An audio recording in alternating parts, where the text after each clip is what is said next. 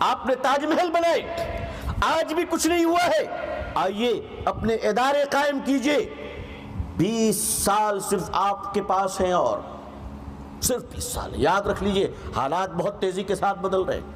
محنت کرنے والی قوم کا مقابلہ آپ بد دعاؤں سے نہیں کر سکتے۔ اگر بد دعاؤں سے کایا پلٹ جاتی تو حرم شریف میں روز یہودیوں کے لیے بد دعا ہو رہی تھی، بولو ہو رہی تھی کہ نہیں ہو رہی تھی؟ ادھر وہ رو رو کر بد دعا کر رہے تھے، ادھر یہودی روز میزائل مار رہا تھا۔ ارے ان کی بد دعاؤں سے کچھ فرق پڑا؟ کچھ فرق پڑا؟ نہیں پڑے گا۔ ان کی مرغیاں پالی ہوئی کھا کر بد دعا دو گے تو بد دعا قبول ہو جائے گی؟ انہی کی گھڑیاں پہن کر بد دعائیں دے رہے ہو، انہی کی بنائی ہوئی مائک میں بد دعائیں دے رہے ہو۔ عزیزان ملت، نہیں، اس دنیا کی ضرورت بنیے، اور اس دنیا کی سب سے بڑی ضرورت یہ ہے کہ حضور صلی اللہ علیہ وسلم کے کروڑوں کی امت جہنم میں جانے سے بچ جائے انشاءاللہ۔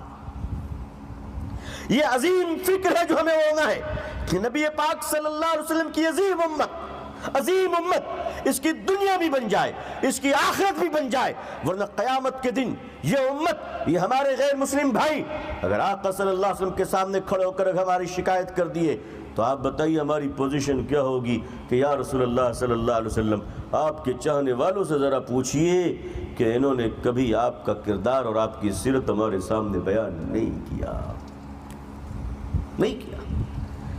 ہم اپنی اس عظیم ذمہ داری کو یاد کریں اور اپنے سبق کو